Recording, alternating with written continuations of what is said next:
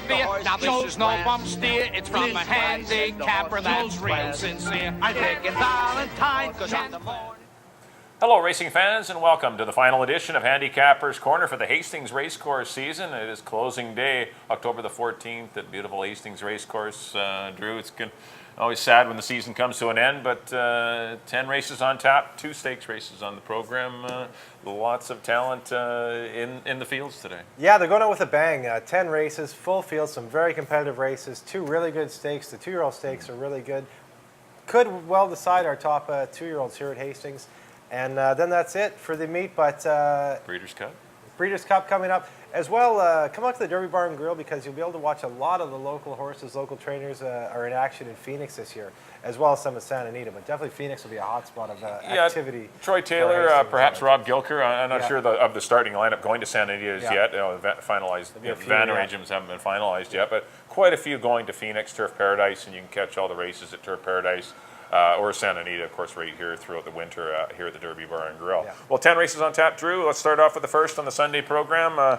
See if we can get everyone getaway day here. Get them some winners. Maybe they're in front. If they listen to us, they are. But of course. All right, field of 7. Filly mare maidens, or 2-year-old maidens, pardon me. It's BC breds. I've seen my eyesight isn't as good anymore. Seen the it's been a long year. Yeah, seen the square there. Usually a filly mare. That's right. Yeah. It's state breds. It's for BC breds. 7 of them going 6.5 furlongs. I got to the 4 Crossrail Court. Yeah. Pretty good third last time to Serendipity Grove and Peyton's Best. The time was extremely fast. That was his first run in 6 weeks, so I think he's eligible to come back with an even better effort. Not that he needs it. I think a repeat of that race would get him the dough. I put the 1 horse Bite Your Tongue in for second. Horse that battled on the pace last time. Finished a length and a half behind Crossrail Court. So there's not much between those two. And the 2 horse De Corsa had some tough trips. Has had wide draws in both of his races. Moves inside. I wouldn't want, I respect the fact that the connections are keeping this horse up for 20,000. Here's the form on it. You'd look, well, this horse could be in for 10 or for 5, but they're keeping it in for 20, and he's well bred by Storm and Fever. I know there's more run here. Good work in 101. So give this horse another look. He's had 2 tough trips. Respect the fact that he's got an inside draw and still running for a lot more money. So I went 4, 1, and 2. I agree. Crossrail Court on top. When you look at the horses in here, they're either getting beat handily for maiden 20 or they're getting beat reasonably well for maiden 10. Yeah. Crossrail Court just got beat 5 lengths and as you mentioned, a pretty fast maiden 20. He was favored that day as well. I look for him to rebound as favored probably today and get the money. The second spot, as you mentioned, Bite Your Tongue, was in that same race. He was only a length and a half or so back of Crossrail Court. And in third spot, I put Run Stormy Run. A horse owned by a good friend of the Derby and the show here, Ken Johnson and his family, Mark and Sharon Johnson. Just had the 1 start. His works have been okay. I look for him to improve the second start. He's in with 110 pounds with the Bug Boy. 2-year-olds with their second start can often move forward considerably. So that's the reason I got him in for the third spot. 4, 1, and 6 for me. On to the second, Fillies and Mares, 7,500, non-3. And I've gone to the 6th horse, Mazel's Secret, out of the Lenore Dubois barn. I have Lenore to pick to win a few this week. I think she'll have a big closing weekend. She claimed this horse off Carl Lawson and the Corrigans for 10,000. Dropped it in for maiden 3, kept it a while, kept it till it was out of jail. Dropped it in for maiden 3. It won pretty handily. Come back the other day for the 4 non-2 1. It's just a horse that's on a roll. It had been running in higher maiden races against some tougher horses all year. Right. Got to the bottom, is working its way back up. So with the hard-working Gabriel Ascenso on the irons, nice to see him get a few wins. He suits this horse very well. Mazel's Secret on top. The second spot, I have Maury's Glory, a horse, another one that got down to the bottom level and has been really salty since she found her way there, breaking her maiden by 8. A second and third in the non-2-4s, then win the non-2-4. Fits nicely in the non-3 7,500 category. Leading rider Amadeo Perez for Barb Heads. And in the third spot, I have the 4-horse Acceptable Henna out of the Rob Maben barn. Another one just got beat 4 lengths by in this same condition race by Tigress Lily, who was much the best that day and was ahead of Golden Roar and a few of these others. So Acceptable Henna for the third spot. 6 7 and 4 for me in the second. Yeah, it's not often you get a chance in the second race to have 11 horses to look at. Yeah, usually exactly. The 5 or 6 horse, Big daily double. Easy handicapping pickings, but this race is quite difficult. I'm going to land on the 7, Maury's Glory. Pretty impressed with the win last weekend, and must reiterate the fact that this horse did run last Sunday and is coming back in 7 days. It's not the only horse. You'll see that no, a lot there's this a weekend. pile of them running this weekend. But I like the run too. This horse had one with good energy left, and there wasn't totally exhausted, so I think there is still some. They didn't totally squeeze the lemon dry. I think there's something left for this horse this weekend, so I like her to win it. But the 5, Victoria B, I think this horse might be a bit of a good chance here at decent price. Just missed to Waif. I thought that was a good run. His mile on the 16th ability is still in question, but still a filly that should be close to the pace and could be quite dangerous. And up at the 6th, the Hot Muzzle Secret as well, in for 3rd. This horse back-to-back wins, seems to be going the right way. Anytime the fillies that win, they seem to just stack them up, and they keep getting better and better. And this horse, they took some edge running a $10,000 maiden for $3,000 and won easy, and then came back and won the non-2-4. We'll see if she can win the non-3. But I like the 7, Maury's Glory. Good pace factor, should be in good position. In 11-horse field, you want to be out of trouble. I think Maury's Glory gets into a good spot early. Victoria B, I think, is her main danger, though. I went 7, 5, and 6. On to the 3rd race, some $7,500 older runners to go 6.5 furlongs. Not a ton of speed in here. I'm going to try the 7-horse Peace Bear. I didn't really fancy him last time, but I'm a believer. I know. I'm going to steal one of your Lenore Dubois picks here. And I was impressed with the win over Out of the Clouds and Matchable. Sat off. Not a quick pace, but ended up sprinting home the last part of it. I think he can get a similar trip sitting off of the 6 Wombroom Express. I don't know what kind of shape the 4 Bonbonnie's in. This horse surfaces for 7,500. Work tab's a little scattered, big gaps in between works, so a little concern there. But the one positive is the horse that this horse has run the best for is Richard Hamill, and he's in the irons. So I'm going to put him in for 2nd, and I put the 5 Arkill for 3rd. Horse that's always there or thereabouts. But I like the 7 Peace Bear. I went 7, 4, and 5. I have the same horses, but I put Bonboni on top. He's got the class edge, and with Richard Hamill. If it was somebody else, as you mentioned, maybe showing up on this horse, I might be a little more skeptical. But Richard's obviously worked the horse. He's obviously given Stevie the go-ahead that, he's ready to roll. So I put Bonboni on top. Peace Bear is a horse. When you look back, when this horse gets good, he gets really good. He win the non-winners of the year early on, first start this year. He's fresh, he runs good. Over Lasting Peak, Modest Dancer. Yeah, exactly. And then they double jumped him, and he won for 12.5. So, like I said, when he gets good, and he's good right now. So he'll be a handful. Marnie Williamson, he's in nice and light, 113. And Arkhill, as you mentioned, he's kind of the best of the rest for me. There's some interesting horses in here, but I have Arkhill in for 3rd as well. 4, 7, and 5 for me in the 3rd race. On to the 4th, 3-year-old fillies, non-winners of 2 this year. I have gone to the 2-horse. Eileen is a Saint. She doesn't exactly fit the condition, but I know they really liked her last time. But she'd been off a year. Now she's had a start in her. Amadeo Perez sticks with the always dependable Troy Taylor. She should be ready to go. I think she really needed the race last time. Now's the time that I think they cash. Eileen is the same on top. The second spot I put 5-yard penalty. Anytime she's found herself in one of these kind of condition races, she's been a handful. And she's the 5. And she's a 5. 5-yard penalty. We've had a lot of luck this year going with that kind of game 7. It's my silly little.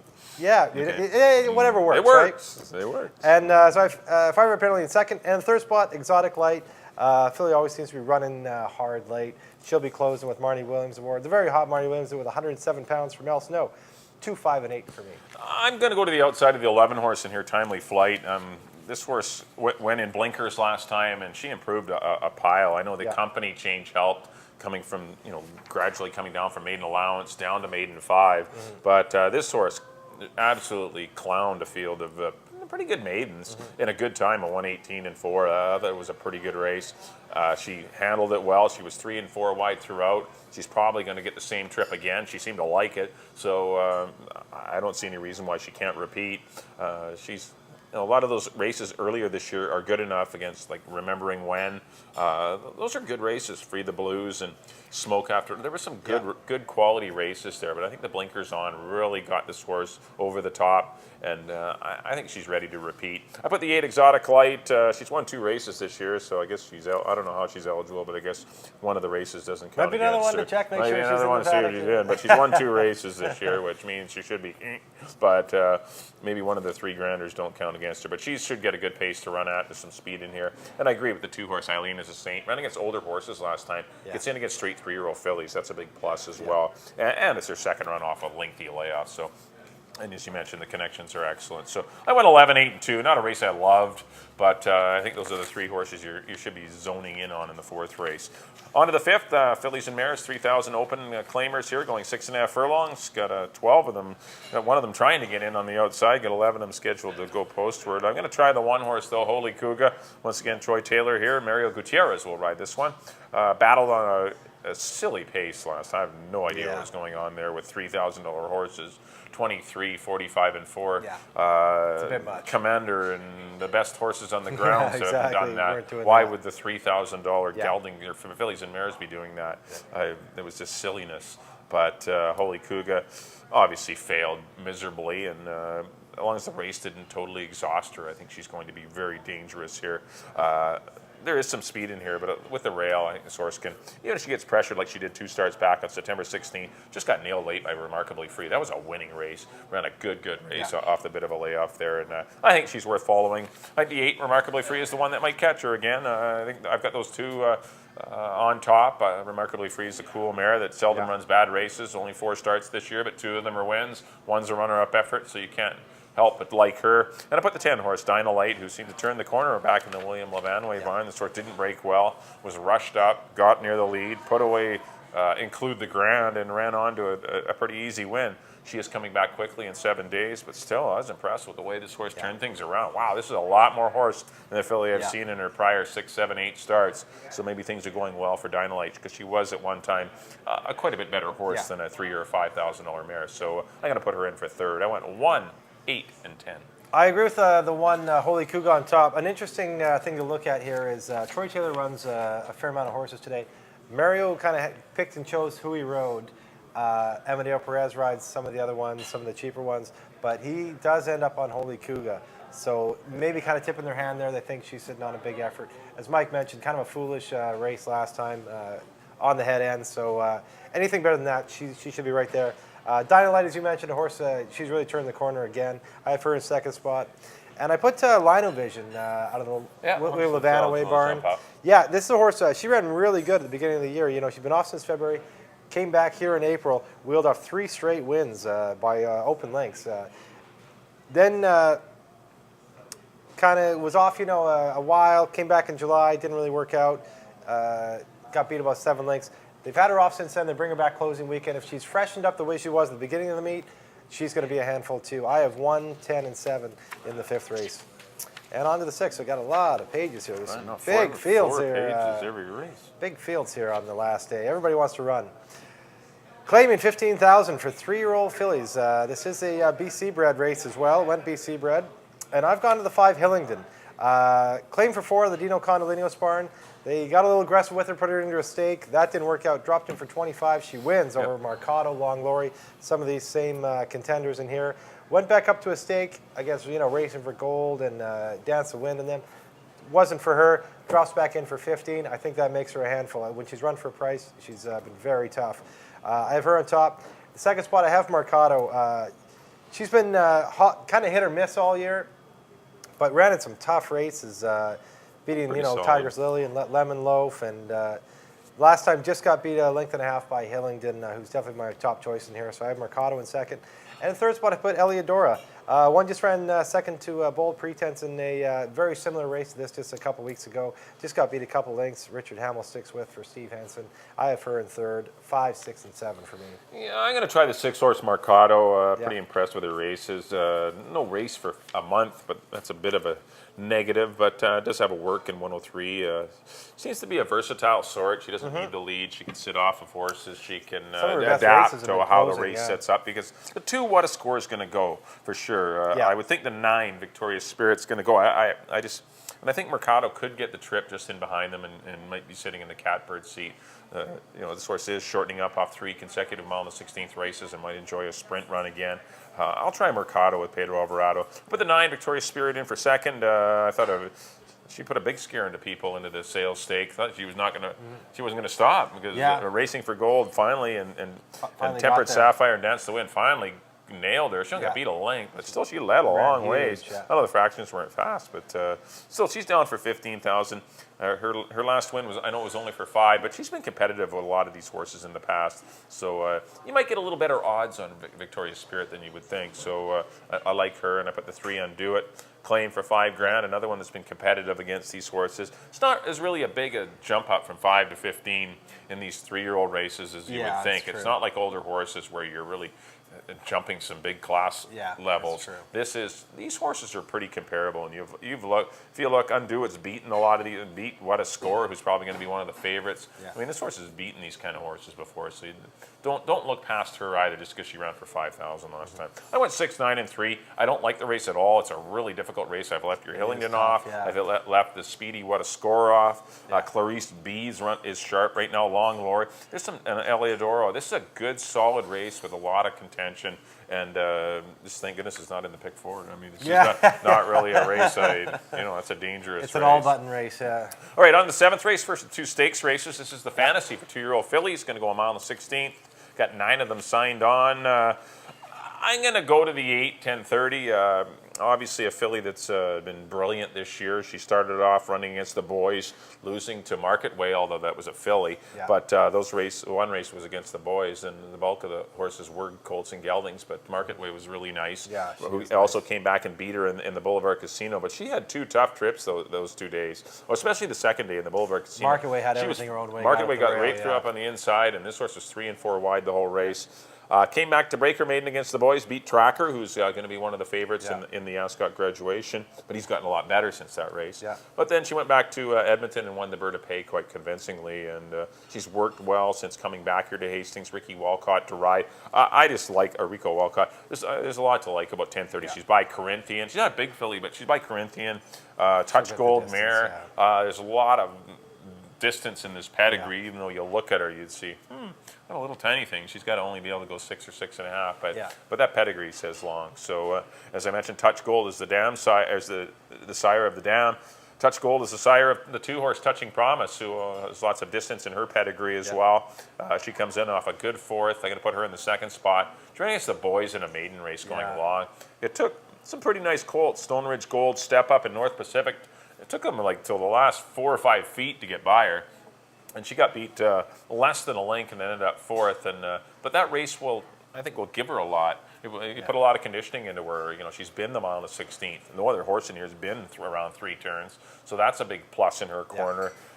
Pedro Alvarado will be in the saddle, so there won't be any lead. There won't, certainly no lead in the saddle for this one. It's all live weight. And the 9-horse, I put Innocent Love in for 3rd. Horse that's been running in Seattle. That filly Blueberry Smoothie's very nice. I believe the Northwest Farms own her.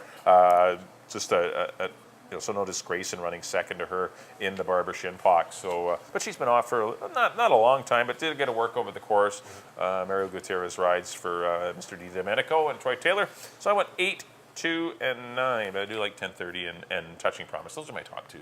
Yeah, I have 10:30 on top, as you mentioned. You look at those races against Market Way. Then she beat Tracker. Then her last time in a stake at Edmonton, she wins by 9 lengths, right? She's on her game right now. She will get the distance. Greg Tracy, a very capable horseman, knows what he's doing. Rico Walcott, great rider, comes into rider. All systems go for 10:30. The 2nd spot, I put Innocent Love, the one coming up from Seattle. 5 starts, 1 win, 4 seconds. She's always right there. As you mentioned, running against that Blueberry Smoothie, the Northwest Farms owned filly in Seattle, who looks pretty nice. So I got her in 2nd spot. And the 3rd spot, I put I Want a Duster, our recent Sadie Diamond Futurity winner. She made a big move that day. She'll be running late. She's got a nice form on her, too. 4 to 5 starts in the money. And some of those were tougher kind of races. She's faced the better 2-year-olds on the grounds here. So I got her in 3rd spot. It's a pretty wide open field. Touching Promise, as you mentioned, looks pretty tough too. She could be very nice. Lady Henrietta. Some nice fillies in here. Very nice fillies in here. Earlier on. Madame Pele, Jim Penny, when he brings a horse up here, it's not by mistake. They're ready to go. So as To quote Mike Heads, you might want to look at these ones in the paddock. You might want to take a look. But I went 8, 9, and 7, all outside for me. On to the 8th race. Fillies and Mares, optional 40, and talk about tough races to handicap. This is another one that's it's a handful. I went to the 1, Claire's Mizey. Was absolutely, we know she likes the track. She ran here as a 2-year-old last year and just dominated the place. She's moved around a bit since then. They took her out to Assiniboine for a race, which she won by 7. She didn't turn out to be the super horse they thought she was going to be, but she is definitely a solid, Quality tough mare. sprinter. Yeah, really tough sprinter. Only got beat a couple lengths here by Overvalued. Overvalued was on her home court that day. She ran a big race, ran second to her, so I put her on top. But there's a lot of different ways you can look at this, as I mentioned. Cry, Cry, Cry back, going 6.5. She's definitely a better sprinter. Had to run, win sprinting here for 25. Had to go long. It wasn't her game. Then ran in the Express Stakes and ran third just behind Overvalued and Claire's Mizey. So I have her in second spot, sorry. And in third spot, I put Sis's Sis. Yeah, I agree. I like that. Jim Penny horse. As I mentioned, when Jim Penny brings a horse up here, they're ready to roll. 3 starts this year, 2 wins and a second. Tough to falter. Chad Hoverson takes over the Jim Penny runner. It's 1, 3, and 9 for me. Yeah, I'm going to try the 5-horse Trelawney in here. I think there's going to be enough speed in here. I see the 1, Claire's Mizey, going. I see the 3, Cry, Cry, Cry, hustling for position. I see Sis's Sis wanting to get in play from the outside, and I think Trelawney, who's a very accomplished sprinter. I'd love to see Trelawney. Fernando Perez got got along well with her. Yeah. I know for those of you that weren't familiar, she was going well. She won the Vancouver Sun. Then she worked prepping for, it was a stake race, and there was a loose horse that your Epicurean got loose ran into her and T-boned her on the track and knocked the mare down, and it was quite an episode. And it's amazing that nice to see her back this even year, back at the races, because it was a nasty collision. I was there that morning. It was very scary, but thank goodness there was no injuries. But Trelawney was off a while. It's taken her some time to get back into action, but still, she's been forced to be back in the Ballerina and the Delta Colleen. Not the easiest 2 comeback races. So this is a better spot. Nice allowance race with some speed in it. Trelawney can sit back. Fernando knows her well. I think she'll put in a good run. She'll be dangerous, even though she is coming back in just 6 days. I give high respect to the 1, Claire's Mizey. I'm going to put her in for second. She battled hard on the pace.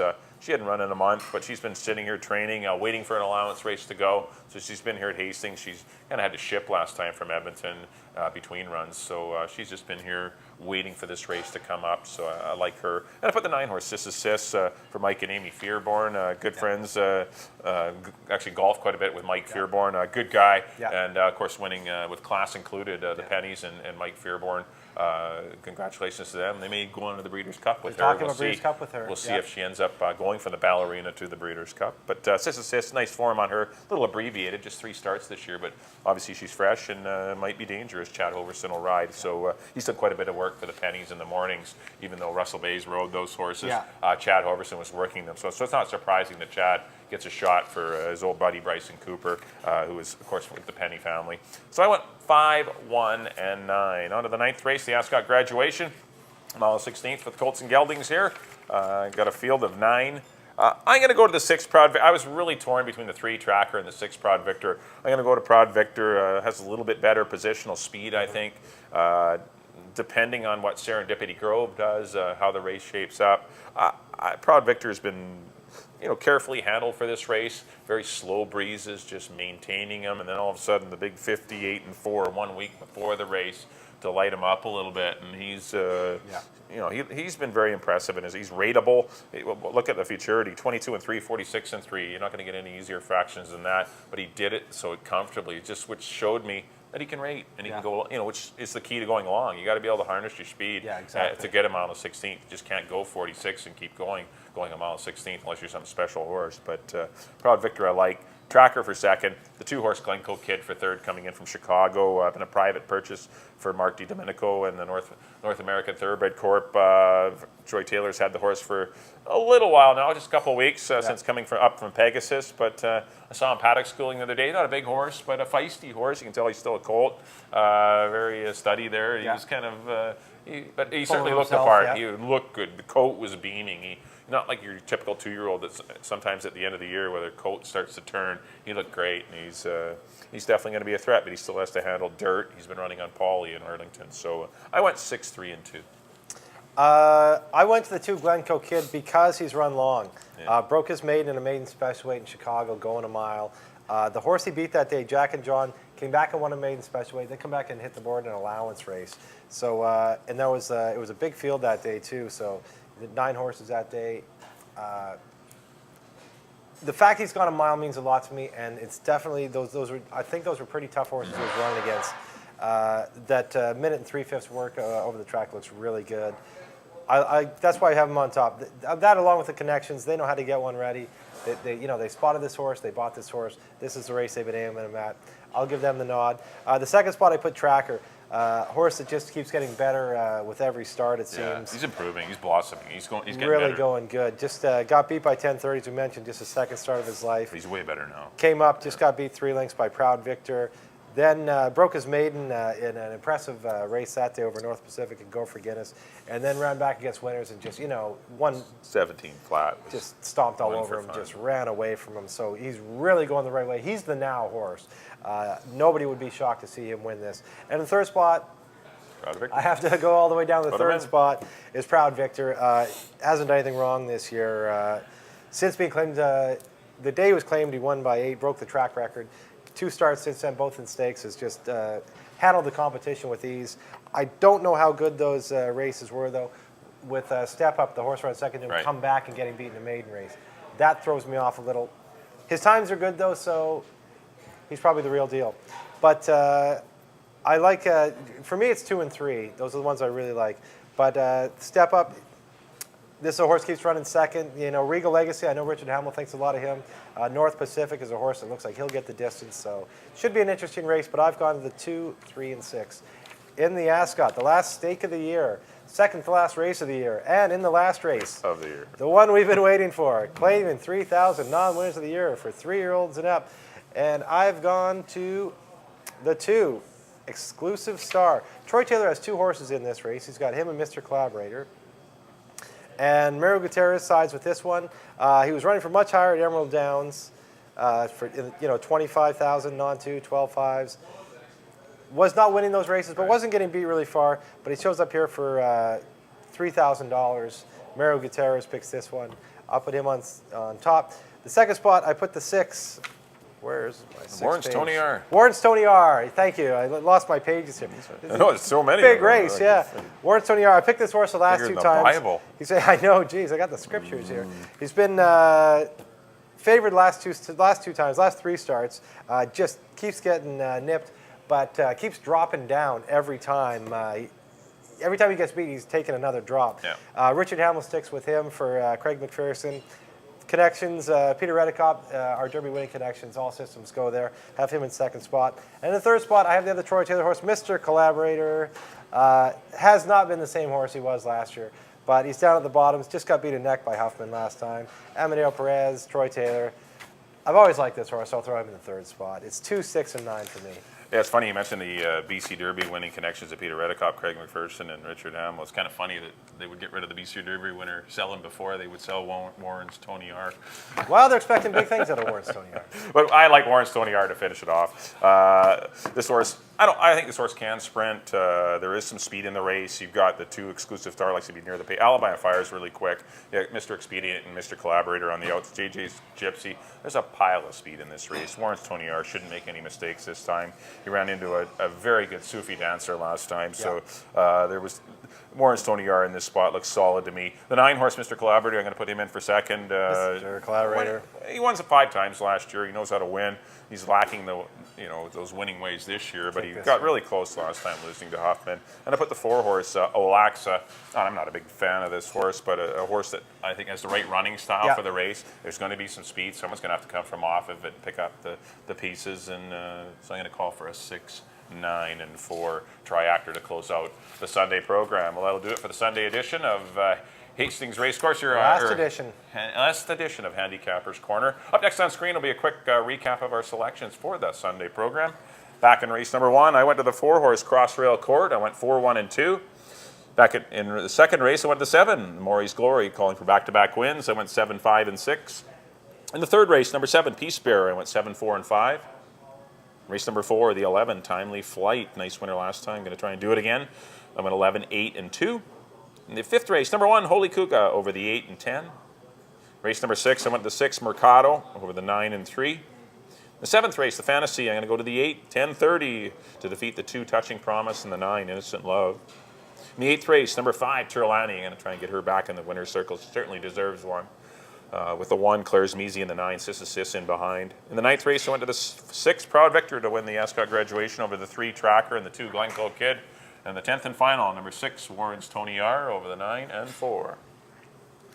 And on to my picks. There we go. In the first race, I agree with Mike. I have the 4, Crossrail Court over the 1 and the 6.